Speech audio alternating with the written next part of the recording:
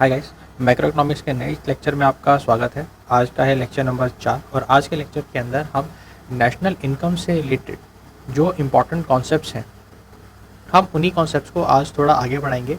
और ये जो कॉन्सेप्ट्स हम आज पढ़ेंगे, ये कॉन्सेप्ट्स थोड़े नेशनल इनकम से ज़्यादा रिलेट करते हैं, डायरेक्टली रिलेट करते हैं कि इनकी कैलकुलेशन हम डायरेक्टली नेशनल इनकम की कैलकुलेशन के अंदर यूज़ करते हैं।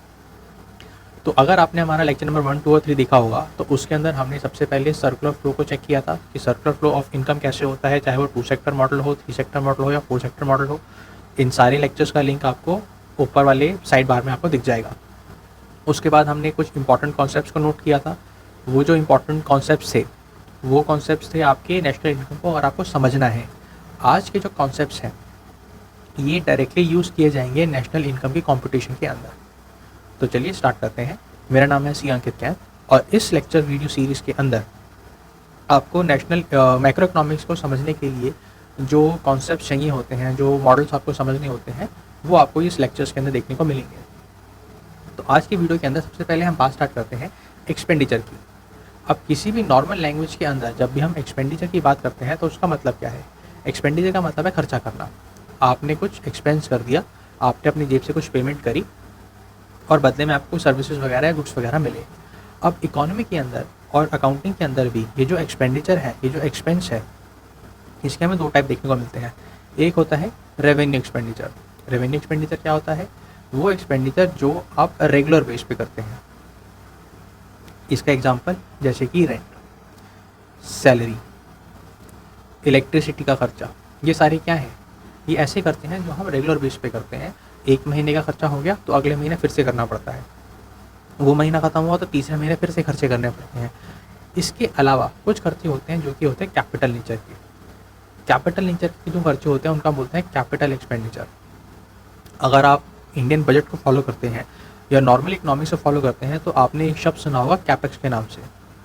ये कैपेक्स कैपिटल एक्सपेंडिचर को भी बोला जाता है। Now what are this capital expenditure, और यहीं से हमारा जो पहला कॉन्सेप्ट है यहीं से स्टार्ट होगा। कैपिटल एक्सपेंडिचर वो खर्चे होते हैं जो कि नॉन रेगुलर होते हैं। नॉन रेगुलर का मतलब ये है, वैसे इनको इरेगुलर बोलना चाहिए, नॉन रेगुलर बोलिए या इरेगुलर बोलिए, क्योंकि ये खर्चे बार बार नहीं होते। इस खर्चे को अगर आपने एक बार कर दिया तो ये आपको लंबे समय तक चलेगा, इसलिए इनको हम बोलते हैं ये बिग टिकट एक्सपेंडिचर है। Why big ticket? क्योंकि ये लार्ज खर्चे होते हैं, इनका जो क्वांटम है बड़ा लार्ज होता है। एग्जाम्पल के तौर पे आपने, सरकार ने अगर मान लीजिए रोड्स कंस्ट्रक्ट करी हैं या डैम कंस्ट्रक्ट करा है या कोई फ्लाईओवर का कंस्ट्रक्शन हुआ है या कोई पोर्ट का डेवलपमेंट हुआ है, तो ये सारे क्या है? कैपिटल एक्सपेंडिचर है, जो कि बड़े बड़े खर्चे काउंट किए जाते हैं इस खर्चे के अंदर। अब प्रॉब्लम ये आती है क्योंकि ये खर्चे बड़े हैं तो इनका जो हमें बेनिफिट रिसीव होता है वो बेनिफिट भी हमें क्या होता है? लॉन्ग टर्म होता है। मतलब एक साल में खर्चा करने के बाद आपको उनका बेनिफिट रिसीव नहीं होगा, आपको उनका बेनिफिट रिसीव होगा लॉन्ग टर्म में, क्योंकि इनकी यूज़फुल लाइफ 10 साल, 20 साल, 30 साल, 100 साल तक होती है। तो उनका जो बेनिफिट है इन खर्चों का वो भी हमें लॉन्ग टर्म में मिलता है। अगर आप रेंट से कंपेयर करें या सैलरी से कंपेयर करें, अगर आपने कोई एक मकान किराए पे लिया और आपने 1 महीने का रेंट पे किया तो आपको बेनिफिट खाली 1 महीने का ही मिलेगा। आप खाली 1 महीना वहाँ पे रह सकते हो। दूसरा महीना अगर आपको फिर से रहना है तो आपको दूसरे महीने का रेंट फिर से देना पड़ेगा। लेकिन रोड के खर्चे में क्या होता है कि अगर आपने किसी रोड के ऊपर खर्चा कर दिया तो वो रोड आपकी सालों साल चलेगी, वो डैम आपका सालों साल चलेगा, फ्लाईओवर आपको सालों साल बेनिफिट देगा। इसीलिए इन खर्चों को भी हम क्या करते हैं? बहुत सारे इनकी यूज़फुल लाइफ में डिस्ट्रीब्यूट कर देते हैं। यूज़फुल लाइफ के अंदर डिस्ट्रीब्यूट करने का मतलब क्या है कि ये जो खर्चा है, इस खर्चे को हम एक साल में क्लेम ना करके इसकी एक यूज़फुल लाइफ के अंदर डिस्ट्रीब्यूट कर देते हैं। और इस कॉन्सेप्ट को बोला जाता है डेप्रिशिएट करना। डेप्रिशिएट करने का मतलब क्या है? कई लोग डेप्रिसिएशन बोलते हैं, कई लोग उसको बोलते हैं replacement cost. Now what is replacement cost और डेप्रिसिएशन? कि हम इस बड़े खर्चे को एक साल में ना क्लेम करके इसके यूज़फुल लाइफ में क्लेम करेंगे। तो एग्जांपल के तौर पे अगर आपने एक रोड कंस्ट्रक्ट करी है, रोड की आपकी कॉस्ट आई थी मान लीजिए 1 CR, 1 करोड़ रुपये, और ये जो रोड की यूज़फुल लाइफ है, एग्जाम्पल के तौर पे मान लीजिए 100 साल तक आपको ये रोड बेनिफिट करेगी। तो अगर हम इसका डेप्रिसिएशन निकालें तो बहुत ही सिंपल तरीका होता है डेप्रिसिएशन निकालने का कि आपने 1 करोड़ का खर्चा है 100 साल में क्लेम करना है, तो इसका मतलब हर साल आप 1 लाख रुपए क्लेम करके चलेंगे, क्लेम करेंगे, अपने रेवेन्यू में से माइनस करेंगे प्रॉफिट निकालने के लिए। सिमिलरली अगर आपने गवर्नमेंट अकाउंट्स को पढ़ा है तो गवर्नमेंट अकाउंट्स के अंदर खास बात ये होती है कि जो गवर्नमेंट की जो बजट होता है, गवर्नमेंट का जो अकाउंटिंग जो होती है वो होती है कैश बेसिस पे। नॉर्मल जो इंडस्ट्रीज़ हैं, जितने भी बिजनेसेस हैं, वो चलते हैं अक्रूवल बेसिस पे। मतलब अक्रूवल बेसिस का मतलब ये होता है कि जो खर्चा जिस साल से बिलोंग करता है उसी साल में उसको रिकॉर्ड करना चाहिए। कैश खर्चा क्या बोलता है, कैश बेसिस क्या बोलता है कि जो खर्चा जिस साल हुआ है उसको उस साल क्लेम करना चाहिए। जो रेवेन्यू जिस साल में आपको रिसीव हुआ है, आपको वो रेवेन्यू उस साल क्लेम अपनी इनकम में दिखाना है। लेकिन अक्रूवल बेसिस क्या बोलता है कि जो रेवेन्यू जिस साल में मिलना चाहिए था या जिस साल से बिलोंग करता था, मिला चाहे पहले हो या बाद में हो, एडवांस में मिला हो या पेंडिंग होके मिला हो, लेकिन जिस साल से वो रेवेन्यू बिलोंग करता था उस साल पे मिलना चाहिए। अब नेशनल इनकम से और कैपिटल एक्सपेंडिचर का क्या रिलेशन है वो हमें समझना है। ध्यान से देखिएगा, किसी भी एक इकोनॉमी के अंदर जब भी हम उसकी नेशनल इनकम कैलकुलेट करते हैं तो आपको एक चीज़ पता होनी चाहिए कि नेशनल इनकम निकाली जाती है एक पर्टिकुलर टाइम पीरियड के लिए, जो कि हमारा होता है फिस्कल ईयर। फिस्कल ईयर का मतलब होता है ये भी 12 महीने का पीरियड होता है, लेकिन ये 12 महीने कैलेंडर मंथ नहीं होते। आपके जो कैलेंडर मंथ है वो क्या है, वो 1 जनवरी से स्टार्ट होते हैं और 31 दिसंबर को ख़त्म हो जाते हैं, जो नॉर्मल आपके घर पे कैलेंडर मिलता है।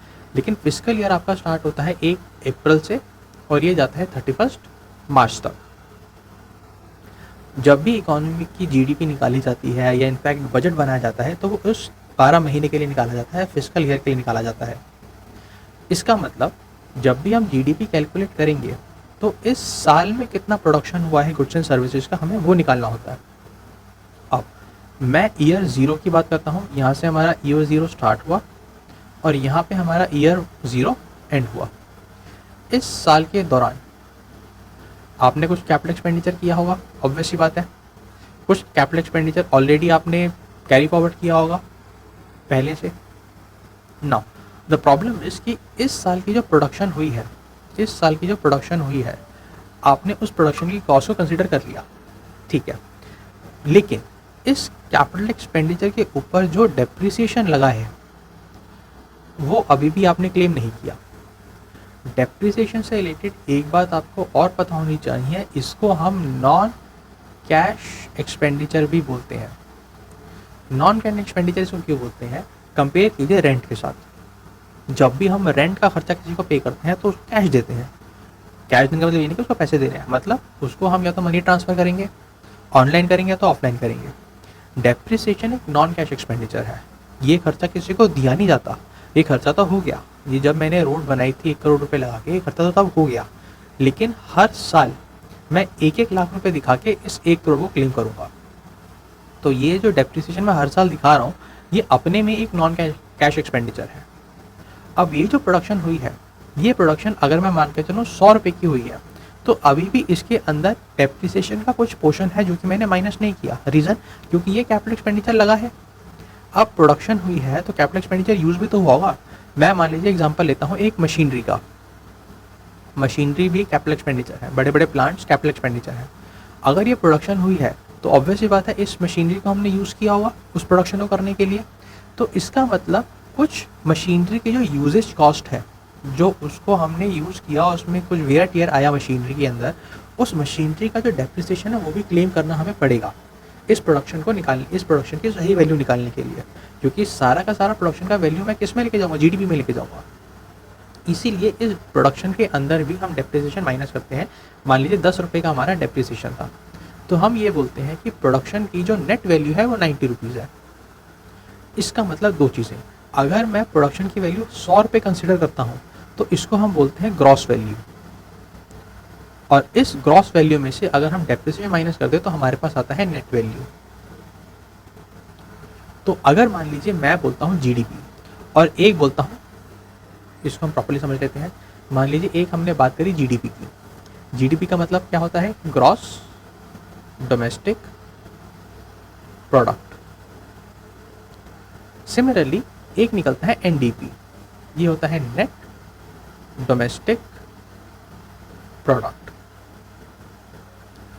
दोनों को पढ़ के आपको एक चीज़ समझ में आनी चाहिए कि सर दोनों में जो डिफरेंस है वो ग्रॉस का है और नेट का है। इसी रीज़न को हम समझेंगे डेप्रिसिएशन की वजह से। जब भी हम जीडीपी की बात करते हैं तो इसका मतलब हम ये बोल के चलते हैं कि इसके अंदर जो वैल्यू ऑफ प्रोडक्शन हमने कैलकुलेट करी है या कंसीडर करी है वो ग्रॉस है, मतलब उसके अंदर से डेप्रिसिएशन माइनस नहीं हो रखा। और इसके अंदर जो वैल्यू ऑफ प्रोडक्शन को कंसीडर किया जाएगा वो किया जाएगा नेट, मतलब इसके अंदर से हमने डेप्रिसिएशन को माइनस कर दिया है। तो अगर मुझे ग्रॉस से नेट पे जाना है तो मैं क्या माइनस करता हूँ, मैं डेप्रिसिएशन को माइनस करता हूँ। As simple as that. Whenever I have to go from gross GDP to net GDP, मैं डेप्रिसिएशन को माइनस करके चलता हूँ क्योंकि मुझे वैल्यू ऑफ प्रोडक्शन निकालनी है आफ्टर माई डेप्रिसिएशन एक्सपेंडिचर। उसके बाद एक्सपेंडिचर के बाद हम आते हैं डोमेस्टिक इनकम के कॉन्सेप्ट पे और नेशनल इनकम के कॉन्सेप्ट पे। इसको हम ज़्यादा डिटेल में नहीं जाएंगे क्योंकि उससे ज़्यादा डिटेल में जाते हैं कन्फ्यूजन हो जाती है, बहुत ही सिंपल रखेंगे। मान लीजिए ये इंडिया की बाउंड्री है, this is the geographical boundary of India. ये क्या है हमारी, इसको आप जियोग्राफिकल बाउंड्री बोल लीजिए, इसको आप पॉलिटिकल बाउंड्री बोल लीजिए, इसको आप टेरिटोरियल बाउंड्री बोल लीजिए, जो भी आपको सूट करे। पॉइंट इज ये हमारे देश का बॉर्डर है, इस बॉर्डर के अंदर पूरा एरिया इंडिया है। अब जो भी इनकम, जो भी वैल्यू ऑफ प्रोडक्शन इस बाउंड्री के अंदर होती है उसको हम बोलते हैं डोमेस्टिक इनकम। इसका मतलब एक छोटा सा एग्जांपल लेते हैं। इस बाउंड्री के अंदर एक बैठा है इंडियन और एक बैठा है अमेरिकन। भाई इंडिया के अंदर भी अमेरिकन लोग आके काम करते हैं, इंडियन भी जो पैसे कमा रहा है, इनकम जनरेट कर रहा है, वो डोमेस्टिक इनकम में काउंट होगा। अमेरिकन भी जो इनकम इंडिया में बैठ के जनरेट कर रहा है वो भी डोमेस्टिक इनकम के अंदर काउंट होगा। काउंटर एग्जांपल लेते हैं इसी का। अब मान लीजिए ये है यूएसए। अगेन यूएसए की ज्योग्राफिकल बाउंड्री है, पॉलिटिकल बाउंड्री है, टेरिटोरियल बाउंड्री है। इस यूएस के अंदर एक इंडियन बैठा है और वो इंडियन कुछ इनकम जनरेट कर रहा है, सैलरी की इनकम मान लीजिए, या उसने कोई फैक्ट्री सेटअप कर रखी है यूएसए के अंदर, उसकी इनकम जनरेट कर रहा है। क्योंकि डोमेस्टिक इनकम सिर्फ ये देखती है कि इंडिया की बाउंड्री के अंदर कितनी इनकम जनरेट हो रही है, रिगार्डलेस कि वो इंडियन है या नहीं है। इसको हम बोलते हैं रेजिडेंशियल स्टेटस, कि इररिस्पेक्टिव कि जो इनकम जनरेट करने वाला इंडिविजुअल है उसका रेजिडेंशियल स्टेटस क्या है। हमें बस ये देखना है कि क्या वो इंडिया के अंदर इनकम जनरेट कर रहा है, हाँ या ना। अगर वो इंडिया के अंदर इनकम जनरेट कर रहा है तो हम उसको डोमेस्टिक इनकम के अंदर काउंट कर लेते हैं। इसका मतलब जो इंडियन यूएसए में बैठ के ये इनकम जनरेट कर रहा है वो मेरे डोमेस्टिक इनकम का पार्ट नहीं बनेगा। अब यहीं से आपको प्रॉब्लम समझ में आने लग जाएगी कि अल्टीमेटली सर क्या होगा। अल्टीमेटली तो ये होगा ना कि अब मैं सिर्फ अमेरिकन का एग्जांपल लूँगा, वो अमेरिकन जो इंडिया में बैठा है और वो इंडियन जो यूएसए में बैठा है। क्योंकि इंडियन वाली बात, जो इंडियन इंडिया में बैठा है वो तो मेरे ख्याल से आप लोगों को समझ में आ ही गया होगा कि वो तो कंसिडर होना ही होना है। प्रॉब्लम आती है हमारे पास, जो अमेरिकन इंडिया में बैठ के इनकम जनरेट कर रहा है और जो इंडियन यूएसए में बैठ के इनकम जनरेट कर रहा है, उनको कैसे डील करें। क्योंकि अल्टीमेटली क्या होगा, अल्टीमेटली ये जो अमेरिकन है ये अपनी इनकम लेके यूएसए चला जाएगा और ये इंडियन अल्टीमेटली अपनी इनकम लेके कहाँ पे आएगा, इंडिया में लेकर आएगा। तो जब हम डोमेस्टिक इनकम के अंदर से ऐसी इनकम जो बाहर चली जाएंगी उनको हटा देते हैं और डोमेस्टिक इनकम के अंदर ऐसी इनकम ऐड कर देते हैं जो बाहर से हमारे पास आएंगी, तो हम फिर डोमेस्टिक इनकम से नेशनल इनकम की तरफ चले जाते हैं। अब जो अमेरिकन इंडिया में इनकम कमा के यूएसए चला जाएगा उसको हम बोलते हैं फैक्टर इनकम टू अब्रॉड। ऐसी फैक्टर इनकम जो कि अब्रॉड चली गई और जो इंडियन अमेरिका में बैठ के इनकम जनरेट कर रहा है और वो इंडिया में लेकर आएगा उसको हम बोलते हैं factor income from abroad. Short form में ये हो जाता है हमारा FIFA, factor income from abroad, और ये हो जाता है FITA, factor income to abroad. Now बहुत बड़ा कंफ्यूजन बच्चों के दिमाग में ये रहता है, जो इकोनॉमिक्स पढ़ते हैं उनके दिमाग में ये रहता है कि एक आपने पढ़ा था एक्सपोर्ट इंपोर्ट। एक्सपोर्ट मतलब इंडिया से सामान बाहर भेजना, इंपोर्ट मतलब बाहर से सामान इंडिया में मंगाना। और सर एक आपने हमें पढ़ाया factor income from abroad and factor income to abroad, दोनों में डिफरेंस है या नहीं है? बहुत बड़ा डिफरेंस है। जब भी हम एक्सपोर्ट इंपोर्ट की बात करेंगे तो हम गुड्स की बात करते हैं, और जब भी हम फीफा फीटा की बात करेंगे तो हम फैक्टर इनकम की बात करेंगे। अगर आपको फैक्टर इनकम समझना है तो आप लेक्चर नंबर 1 और लेक्चर नंबर 2 देख सकते हैं। मैं शॉर्ट में बता देता हूँ। फैक्टर इनकम जनरेट करते हैं फैक्टर सर्विसेज। कौन कौन सी होती हैं? लेबर की सर्विस हो जाती है, लैंड की सर्विस हो जाती है, कैपिटल की सर्विस हो जाती है, और एंटरप्रेन्योर की सर्विस हो जाती है। कहीं पे भी हमने गुड्स नहीं पढ़ा था फैक्टर सर्विस के। सर्विसेज है, गुड्स थोड़ा ना, सर्विसेज है, फैक्टर सर्विसेज। और ये फैक्टर सर्विस जो इनकम जनरेट करती हैं उनको फैक्टर इनकम बोला जाता है। तो एक्सपोर्ट इंपोर्ट से कंफ्यूज मत करना। एक्सपोर्ट इंपोर्ट गुड्स का होता है, वो एक अलग कॉन्सेप्ट है। फीफा और फीटा के अंदर हम फैक्टर इनकम और फैक्टर इनकम जो अमेरिका से आएगी, अमेरिका एग्जांपल है, अब्रॉड की बात होती है, और फैक्टर इनकम जो इंडिया से बाहर जाएगी।